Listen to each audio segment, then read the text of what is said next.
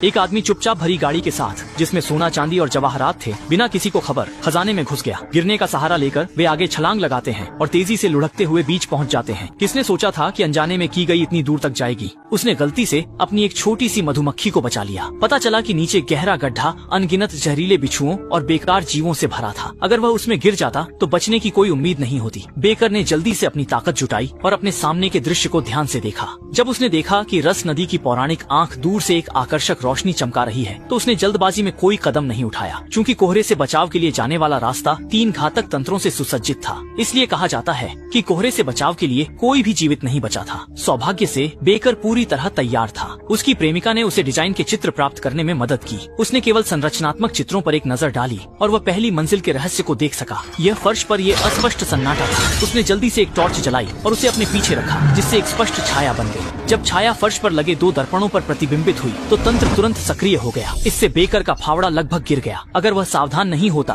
तो नदी के पिंजरे की स्टील की प्लेट उसे एक छत्ते में छेद देती। यह स्तर दोष रहित लग रहा था, लेकिन बेकर ने तुरंत इसे पार करने का एक तरीका सोच लिया। उसने मशाल को अपने सिर के ऊपर उठाया ताकि छाया की सीमा को यथासंभव कम किया जा सके। जब तक उसकी छाया जमीन पर नहीं चमकती, तब तक वह तंत्र को सक्रिय नहीं कर सकती थी। बेक ने पहला स्तर सफलतापूर्वक पार कर लिया। यह इतना आसान था कि उसने अपनी सतर्कता कम कर दी। जब वह दूसरे स्तर पर पहुंचा तो बेक ने वही तरीका अपनाया और तंत्र का खाका निकाला। नक्शे के अनुसार तंत्र जमीन पर बने एक गोले में छिपा हुआ था। उसने शुरू में सोचा था कि वह उस गोले के चारों ओर चक्कर लगाकर सुरक्षित रूप से उस स्तर को पार कर सकता है, लेकिन उसे उम्मीद नहीं थी कि तंत्र गलती से चालू हो जाएगा। खाके पर अंकित वृत्त भी वास्तविकता को दर्शाता था। उसके पैरों के नीचे घूमता हुआ चेसिस सौभाग्य से बेक से ज्यादा कुशल था, इसलिए उसने बिना किसी खतरे के दूसरा स्तर पार कर लिया। जिस हैरस की आंख का उसने सपना देखा था, वह पास ही आकर्षक रूप से चमक रही थी। एक बार वह सफल हो गया तो वह अपनी प्रेमिका के साथ हमेशा के लिए धन और विलासिता में रह सकेगा। हालांकि इस अंतिम स्तर का फर्श हवा में लटका हुआ था। खाके में यह नहीं बताया गया था कि तीसरे स्तर को कैसे पार किया जाए।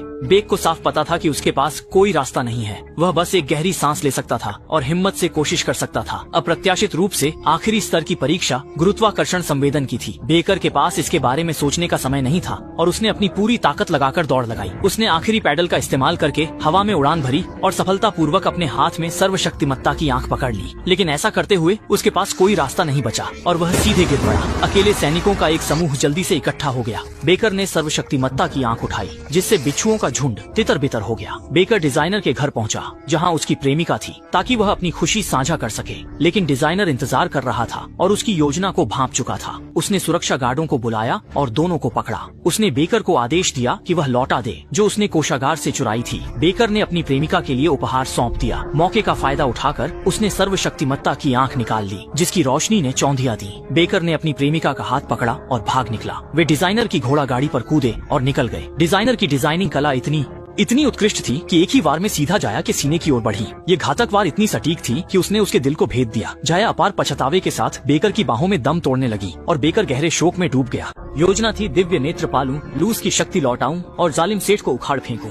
इन दोनों को अब तक सुखी और शांत जीवन जीना चाहिए था, लेकिन अब वह अकेला ही इन सब का सामना कर रहा है। फिर भी बेक के दिल में अभी भी एक उम्मीद बाकी है। वह अपनी प्रेमिका के शव को लेकर पुराने राजा की समाधि पर गया और वहां आकाश के देवता हॉरस को ढूंढ निकाला। हॉरस ने प्रस्ताव रखा कि वह अपनी एक दिव्य आंख के बदले में चाहता है कि हॉरस अपनी शक्ति वापस पाने के बाद उसकी प्रेमिका को पुनर्जीवित करने में मदद करे। लेकिन देवताओं की नजर में आम इंसान जो इमारतों की तरह छोटे लगते हैं, उनसे कोई शर्त नहीं रख सकते। परंतु अपनी शक्ति और प्रभाव खो चुके हॉरस बेक के लिए कोई असली खतरा नहीं बन सकते थे। वे केवल अपनी सुनने की क्षमता और सहज ज्ञान से ही बेक की स्थिति का अंदाजा लगा सकते थे। और चोर बेक तो बिल्कुल फुर्तीला था। हॉरस अगर बलपूर्वक अपनी आंख वापस लेना चाहता तो भी यह आसान नहीं था। मजबूरी में आखिरकार हॉरस को बेक की शर्त माननी ही पड़ी। हॉरस ने जाया के शरीर पर हाथ रखकर धीरे धीरे मंत्र पढ़े, लेकिन वह उसकी आत्मा का कोई आभास नहीं कर सका। यह सोचकर कि अनुबिस ही दूतों का स्वामी है, उसने तुरंत एक अग्निकुंड निकाला। पीतल के अग्निकुंड में कुछ सोने की रेत छिड़की और मुंह से मंत्र पढ़ते हुए अनुबिस को बुलाया। सुनहरी धुआं चारों ओर फैल गया और एक कुत्ते के सिर वाले राक्षस की आकृति धीरे धीरे प्रकट हुई।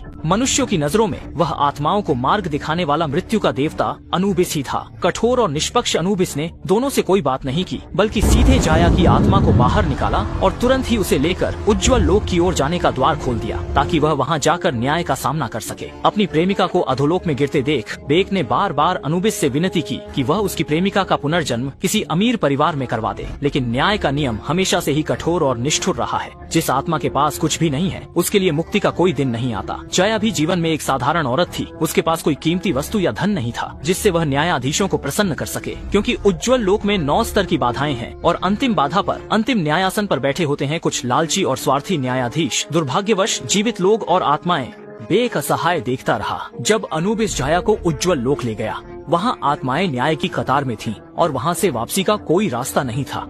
अब बेक अपनी आखिरी उम्मीद हॉरस पर ही टिका सकता था। उसने आने वाली शक्ति की आंख उसने हॉरस को शक्ति की आंख देकर अपनी प्रेमिका को वापस लाने की विनती की। आंख लगाकर हॉरस को आधी दिव्य शक्ति वापस मिली, पर उसने कहा कि केवल राजा ही किसी को मृत्यु से वापस ला सकता है। फिर भी उम्मीद थी, क्योंकि आत्मा 7 दिनों में पर्वत की चोटी पर स्थित पुनर्जन्म के द्वार तक पहुंच सकती थी। यदि वह 7 दिनों के भीतर दूसरी दिव्य आंख वापस पा लेता है और अपनी पूरी शक्ति पुनः प्राप्त कर लेता है, तो वह राजा के नाम पर अधोलोक से मृत आत्मा को वापस मांग सकता है और अपनी प्रेमिका को पुनर्जीवित कर सकता है। अपनी प्रेमिका को बचाने की एकमात्र उम्मीद हॉरस ही था, इसलिए बेक ने उसकी मदद करने का फैसला किया। हॉरस अपनी प्रेमिका को बचाने और दूसरी दिव्य आंख खोजने के लिए तैयार हो गया। उधर सेनापति ने सेठ को बताया कि एक चोर ने खजाने से शक्ति की आंख चुरा ली है, जो हॉरस के अनुयायियों के लिए एक जाल थी। सेठ ने चोर को पकड़ने का आदेश दिया, ये जाने बिना कि आंख अब हॉरस के पास है।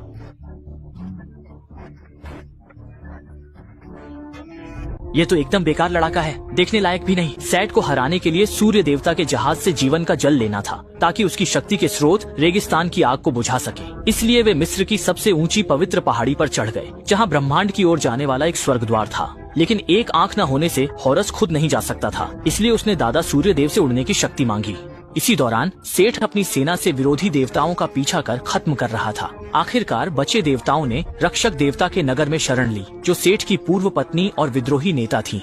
यह देखकर सेठ पागल हो गया और 2 गोबर के कीड़ों वाले अपने उड़न रथ पर सवार होकर खुद ही युद्ध में सिर काटने निकल पड़ा। युद्ध भूमि को चीरता रथ अपनी पूर्व पत्नी रक्षक देवी के महल पहुंचा, जो उसकी अंतिम रक्षा थी। सेठ की क्रूरता इतनी निर्मम थी कि उसने उन सभी को बेरहमी से मौत के घाट उतार दिया। उसकी निर्दयी प्रवृत्ति के कारण ही उसकी पूर्व पत्नी ने उसका साथ छोड़ दिया था। हार निश्चित देखकर उसने आखिरकार सेठ का राज सबके सामने खोल दिया।